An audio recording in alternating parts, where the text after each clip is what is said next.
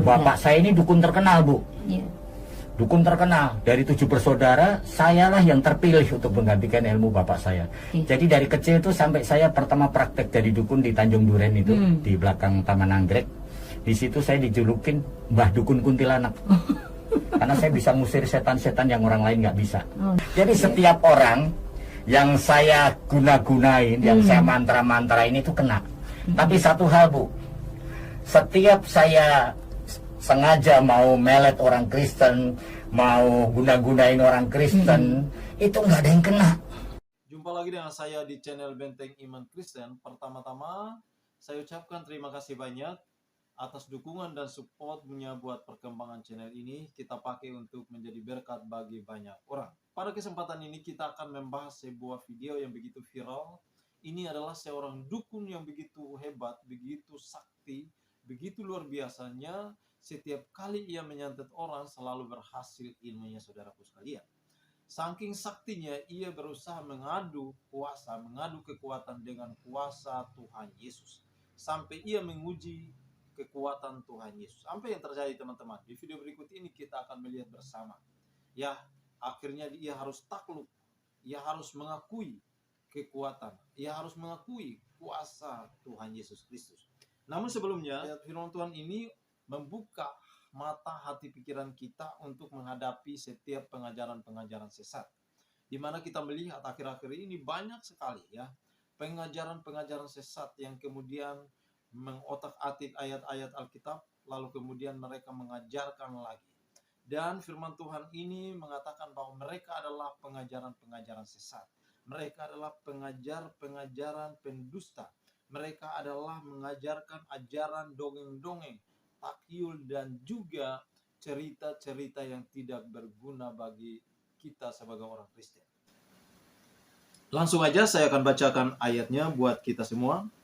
1 Timotius pasal 4 ayat 1 dan ayat yang kedua.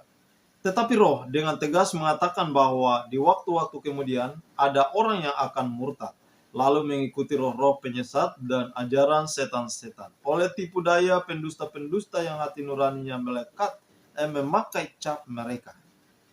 Lalu kemudian kita baca lagi 1 Timotius pasal 6 ayat 3 sampai ayat yang kelima. Begini bunyinya. Jika seorang mengajarkan ajaran lain dan tidak menurut perkataan sehat, yakni perkataan Tuhan kita Yesus Kristus, dan tidak menurut ajaran yang sesuai dengan ibadah kita, ia adalah seorang yang berlagak tahu, padahal tidak tahu apa-apa. Penyakitnya ialah mencari-cari soal dan bersilat kata, yang menyebabkan dengki, cedera, fitnah, curiga, percecokan antara orang-orang yang tidak lagi berpikir sehat dan yang kehilangan kebenaran, yang mengira ibadah itu adalah suatu sumber keuntungan. Teman-teman semua, ini sangat jelas bagi kita bahwa orang-orang yang demikian yang saya sebutkan di awal tadi, yang kemudian dulunya adalah Kristen, lalu kemudian mereka berpindah keyakinan, dan saat ini mereka masih membaca Alkitab, lalu kemudian menafsirkan Alkitab sesuka hati mereka. Ternyata mereka adalah penyesat-penyesat zaman sekarang ini. Mereka lah yang membawa ajaran-ajaran sesat. Bagaimana kita menghadapi mereka? Tentu firman Tuhan sudah mengajarkan kita bahwa mereka mengira apa yang mereka beritakan, apa yang mereka bahas adalah suatu kebenaran. Padahal sesungguhnya mereka tidak tahu apa yang mereka bahas. Mereka tidak mengerti apa yang mereka bahas. Sehingga memunculkan atau menyebabkan iri, dengki, cedera, curiga, percecokan antara umat Kristen dan umat Muslim. Dan ini adalah merupakan penyakit bersilat kata yang selalu mereka ungkapkan. Salah satunya saya sebut mereka adalah seperti Juma, ya katanya Bang Juma, Gurunda Juma, yang selalu berdebat dengan orang Kristen, selalu kalah katanya, dan pengikutnya sangat banyak.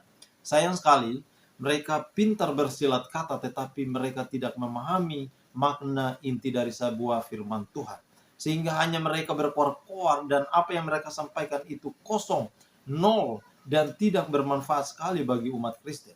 Di dalam ayat tersebut mereka adalah pengajar-pengajaran palsu. Dan inilah yang kita harus antisipasi. Karena apa? Ketika kita sudah masuk di dalam ruang mereka, maka mereka akan menari-nari saudaraku sekalian. Nah, yang berikut, mereka ini ialah yang kemudian pintar bersilat kata, ya, sehingga memunculkan iri, dengki, fitnah, curiga, dan percocokan antara satu sama yang lain. Dan inilah merupakan pengajaran-pengajaran palsu. Saya akan mengajak kita simak dulu video berikut ini. Saya ini kebetulan memang dari kecil nama saya Al-Maida. Itu diambil dari Quran surat 5 itu Al-Maida artinya hidangan. Atau sajian, aneka hidangan. Jadi artinya kalau ada saya selalu kenyang. Kenapa? Saya membawa hidangan. Bawaannya hidangan lapar. dari Tuhan. Tuhan berkata waktu dicobai di padang gurun itu, manusia hidup bukan dari roti saja, tapi dari setiap firman yang keluar dari mulut Tuhan. Jadi itulah hidangan, Bu. Betul. Jadi kebetulan nama saya Al-Maida itu dari kecil.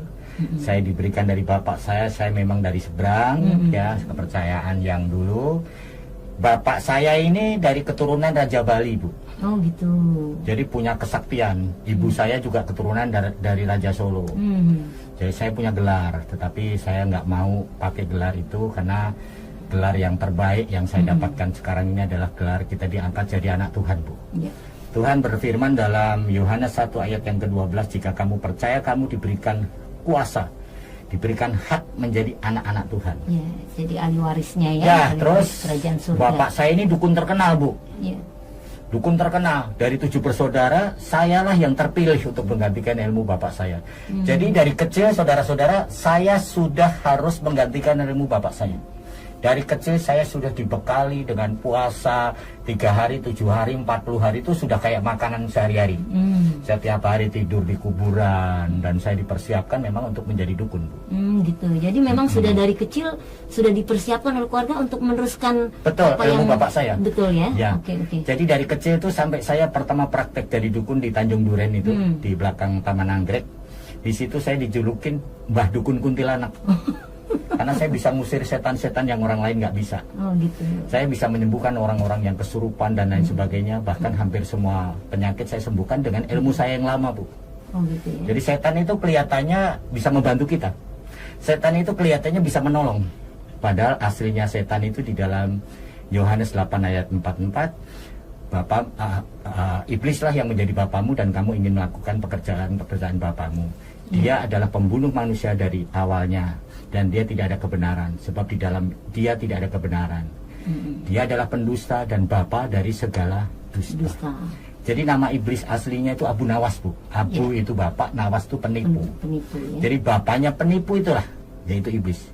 Dan saya waktu saya bertapa di beberapa gunung di Baduy, saya sempat diangkat jadi anak Raja Jin, Bu. Jadi Bapak Jin saya bilang, kamu kalau ada apa-apa nanti saya yang akan menyerang orang-orang yang melawan kamu, gitu. Jadi akhirnya saya sombong dulu, Bu. Saya sombong. Saya mau tanya, kok Bapak ada kecenderungan mau gitu untuk meneruskan ilmu itu atau perdukunan itu, Pak? Apa yang memotivasi Bapak akhirnya meraih itu gitu? Saya sebenarnya bukan mau, bukan keinginan. Saya tanya, Bu, kenapa nggak kakak saya yang pertama, kakak saya kedua, kakak saya ketiga, kenapa nggak adik saya? Iya. Mereka nggak punya tempat, gitu. Oh, Jadi gitu. percuma mereka saya kasih, mereka nggak punya tempat. Kamu yang punya tempat, kamu yang berhak, kamu yang bisa menggantikan ilmu Bapak. Jadi akhirnya mau tidak mau, semua ilmu itu saya yang harus menguasai. Dari kecil saya sudah ditiupin di telinga, di umbun-umbun. Saya sudah dibekali banyak ilmu yang harus saya hafalkan, Bu. Baik ilmu dari bapak saya, dari leluhur saya, dan dari agama-agama lain. Dan saya belajar lagi, Bu, di Baduy, di Cirebon, di Cikupa. Saya belajar di tempat-tempat yang lain. Untuk memperdalam ilmu itu ya? Saya nggak merasa puas, Bu. Iya. Saya ingin menjadi orang yang hebat. Iya.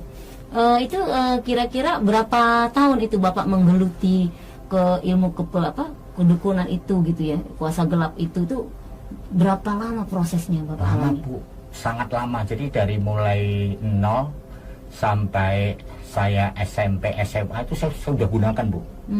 Nah, disitulah saya mendapatkan banyak ilmu itu. Semakin saya nggak ada ketenangan, nggak ada damai, karena setiap hari saya harus berantem. Saya apalagi saya dan 2 taekwondo, Bu. Saya dulu atlet taekwondo, saya juri, saya wasit, saya beberapa bela diri juga saya pelajari. Jadi komplit ya, ilmu komplit itu Bu. ya. Jadi dari luar ada, dari dalam ada. Itu yang membuat saya ini sebenarnya sulit untuk menerima Yesus sebagai Tuhan dan Juru Selamat pribadi, Bu. Iya. Karena ilmu-ilmu yang saya dapatkan dulu tuh seperti benar-benar bisa membantu, bisa menolong saya dalam segala hal. Tetapi yang saya sangat aneh yaitu tidak ada damai, tidak ada ketenangan itu. Padahal Bapak ada semua ya. Ada Mungkin semua, Bu. Bisa melet orang ya. Sampai Bisa. pacar saya 29, Bu. Wah. Pacar saya 29 tuh manusia semua. Istri saya yang ke-30 malah, Bu. Itu bukan hasil pelet. Jadi setiap orang yang saya guna-gunain, yang saya mantra-mantrain itu kena. Tapi satu hal, Bu, setiap saya sengaja mau melet orang Kristen, mau guna-gunain orang Kristen, itu nggak ada yang kena. Kan saya bingung, Bu, ada apa di dalam kekristenan? Nah, ternyata saya pinjam Alkitab dari teman itu, di situ di Bilangan 23 ayat 23, kamu ini adalah keturunan Yakub, keturunan Israel. Kamu adalah keturunan Israel yang sudah dibaharui. Dan di dalam Tuhan Yesus, orang yang percaya Tuhan Yesus sungguh-sungguh tidak akan mempan oleh guna-guna, santet, mantra, dan semua serangan iblis. Kenapa, Bu?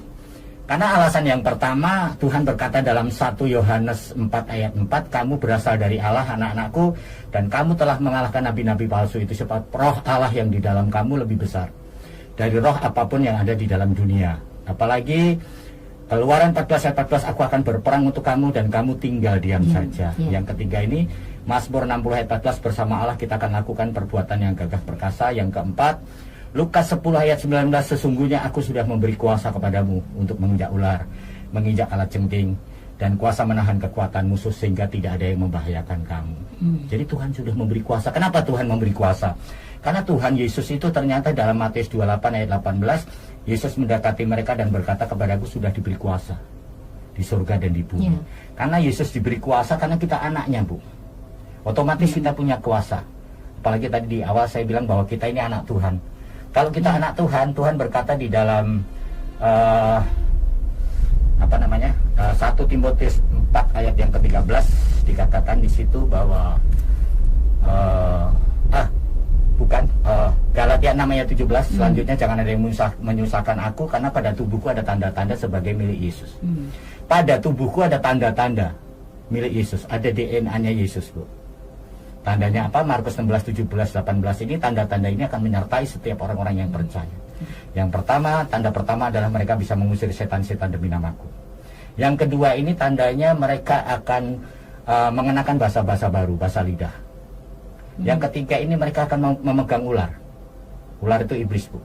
Sehingga iblis tidak ada lagi kuasanya. Yang keempat ini diberikan kuasa minum racun maut dan tidak kena celaka. Dan yang kelima ini kita akan tumpang tangan orang sakit dan orang itu akan sembuh. Sehingga kalau kita ini anak, makanya Ratapan 3 ayat 40, marilah kita selidiki dan periksa hidup kita dan berpaling kepada Tuhan. Apa yang kita selidiki? Apa benar kita anak Tuhan? Dan kalau kita anak Tuhan, apakah benar di dalam kita sudah ada DNA-nya Tuhan gitu? Iya. Oke, Pak. Di momen apa pada saat Bapak istilahnya sudah lelah ya mencari kebenaran, ya kan? Bapak dulu hidup di dalam kuasa gelap, bahkan melakukannya setiap hari sampai saya dengar Bapak bisa duduk di sini, tapi ternyata pindah ke Surabaya gitu, sebegitu tingginya ilmu Bapak ya. Betul, bisa rogoh sukmo. Nah, itu dia. Tetapi apa yang membuat Bapak kok saya sepertinya sudah punya kelebihan yang luar biasa, tapi kok saya hidup seperti ini gitu? Dan ada nggak terpikir Bapak waktu itu, nanti saya kalau mati kemana ya? Gitu. Padahal kalau orang yang punya ilmu tinggi itu istilahnya udah nggak mikirin mati lagi ya, kayaknya ya. Betul. Tapi di titik mana Bapak mungkin saat itu berpikir, sempet nggak nanti saya kalau mati kemana gitu ya? Dan apakah itu yang membuat Pak Almeida akhirnya mencari kebenaran itu? Betul, Bu. Jadi saya sudah punya agama, saya sudah punya keyakinan yang tidak saya miliki damai itu, ketenangan dan tidak ada kepastian, Bu. Tidak ada kepastian. Saya cari dari agama-agama lain, Bu. Bahkan terakhir saya pinjam Alkitab teman ini. Jadi akhirnya saya membuat bingung gitu loh. Ada sebuah lagu yang mengatakan banyak jalan menuju Roma, Bu. Ya. Tapi apakah benar ke surga itu seperti kita mau menuju ke Roma? Sedangkan keselamatan saya belum tahu apakah saya benar masuk surga apa enggak. Ya. Nah, akhirnya disitulah titik jenuh saya itu. Saya masuk ke kamar, saya dapat ayat di Alkitab Matius 6 ayat 6. Kalau kamu berdoa, masuklah ke kamar. Kuncilah pintu. Di situ saya masuk kamar, saya kunci pintu, Bu, dan saya berdoa begini. Tuhan yang mana yang bisa selamatkan saya? Saya pengen ketemu. Tuhan mana yang bisa menyelamatkan saya? Saya mau ketemu. Malam ini juga saya berdoa dari jam 1 sampai hampir jam setengah 3, Bu. Di situ tiba-tiba genteng saya itu seperti nggak ada. Plafon saya seperti nggak ada. Jadi saya lihat langit terbuka, Bu. Bukan saja langit terbuka, tapi genteng terbuka, Genteng gitu lepas loh. semua, ya. Nah, di situ saya melihat ada bintang-bintang, saya melihat awan-awan. Dan salah satu seperti bagian dari bintang itu turun ke kamar saya dan langsung di depan pintu itu berwujud seperti sinar putih. Dan saya lihat mukanya ganteng begitu, Bu. Saya kan nggak tahu siapa dia, Bu. Ya. Saya tanyakan kepada dia, siapa kamu? Apa kamu setan? Apa kamu bapak jin saya yang bisa masuk ke kamar, lubang kunci, lubang angin, hanya setan, hanya jin? Apa kamu jin? Dan dia berkata, anakku, akulah Yesus.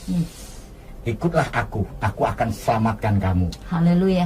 Dan aku akan jadikan kamu sebagai alat bagi kerajaanku. Waktu itu alat saya nggak tahu, Bu, Ya. apakah baskom, apakah ember. Ternyata alat itu adalah menjadi hambanya Tuhan. Ya, jadi sarana Ya, Tuhan jadi pakai. akhirnya Tuhan berkata, sebelum dia peluk saya, sebelum aku jadikan dunia ini, aku sudah memilih kamu. Aku sudah menguduskan kamu. Di situ memori saya terbuka, Bu. Dari kecil saya nggak suka merokok. Ya. Saya nggak suka judi. Saya nggak pernah mau namanya minum-minuman, Bu. Saya terbuka memori saya di situ. Tuhan Yesus meninggalkan saya dan dadah-dadah begini. Dan semua ilmu saya kesedot semua. Diambil sama Tuhan. Jadi ternyata penerimaan akan Tuhan itu membuat kita seperti dalam sekejap, dalam instan kita diubahkan, Bu. Ya. Jadi penerimaan akan Tuhan itulah yang membuat kita diubahkan. Banyak saya temukan orang Kristen hanya memiliki agama, Bu. Tapi dia belum memiliki Yesus Ya. secara pribadi. Ya, karena dia beranggap kekristenan itu suatu agama ya sama aja Satu gitu ya. itu, Bu. Karena di dalam Alkitab juga dikatakan di Wahyu 3 ayat 20 bahwa Tuhan berdiri di muka pintu dan mengetok pintu hati kita. Mengetok barang siapa satu mendengar suaranya. Kedua, membukakan pintu. Ketiga, mempersilahkan dia masuk. Dia akan masuk. Dia akan tinggal dan makan bersama kita. Jadi Tuhan ingin kita buka hati dan mengundang, mari masuk, masuk hatiku, ya Yesus. Di situ saat kita mengundang Yesus masuk, Yohanes 15 ayat yang kelima, akulah pokok anggur dan kamulah ranting-rantingnya. Hiduplah di dalam aku dan aku di dalam kamu, maka kamu akan berbuah banyak. Sebab di luar aku kamu tidak dapat berbuat apa-apa. Ini, Bu, yang membuat saya timbul pertanyaan. Jadi, Di luar aku kamu tidak mendapatkan apa-apa, tidak bisa berbuat apa-apa. Apalagi Yohanes 14 ayat 6, Bu, akulah jalan, kebenaran, dan hidup. Tidak ada seorang pun yang sampai kepada Bapa kalau tidak melalui aku. Apalagi Yohanes 4 ayat 12. Di kolong langit ini tidak ada nama. Ya, tidak ada satu nama pun yang diberikan kepada manusia sehingga kita boleh selamat. Tapi hanya di dalam Dia, dalam Yesus kita boleh keselamatan. ya benar. Karena di Roma 10:9 dan 10, barang siapa mengaku dengan mulut Yesus Kristus adalah Tuhan dan percaya dengan segenap hatinya bahwa Bapa telah membangkitkan dia dari antara orang mati, maka dia akan diselamatkan. Dan perlu kita ingat, Bu, keselamatan di dalam Tuhan Yesus itu, di dalam kekristenan adalah pasti. Ya, tidak semoga. Jadi, ya. tidak ada semoga. Betul. Ya, tapi pasti. Jadi di dalam Yohanes 10 ayat yang ke-28, dan aku memberikan hidup kekal kepada mereka dan mereka pasti akan diselamatkan. Pasti, Bu. Yes. Bahkan Roma 5, 9, 10 pasti. Jadi Tuhan selalu membawa kepastian. Kenapa pasti? Karena Dialah yang punya surga, Bu. Ya. Ya, puji Tuhan, teman-teman, saudaraku sekalian. Pada akhir ini, saya akan memberikan sebuah pernyataan bagi kita bahwa apa yang terjadi saat-saat ini, kita melihat bahwa medsos yang begitu ramai dengan pengajaran-pengajaran sesat yang dikatakan atau diajarkan kepada kita oleh seorang Rasul Paulus bahwa orang yang tidak lagi berpegang pada kebenaran, yang mereka tidak lagi berpegang pada kebenaran, mereka kehilangan kebenaran, mereka mengira bahwa ibadah itu memberi mereka keuntungan, sehingga mereka harus berkoar-koar dan seolah-olah mereka sudah menang. Sesungguhnya apa yang mereka bicarakan, mereka tidak memahami makna dan konteks tersebut. Jadi akhir dari video ini saya ucapkan terima kasih banyak, kiranya Tuhan Yesus terus menolong memberkati saudaraku sekalian.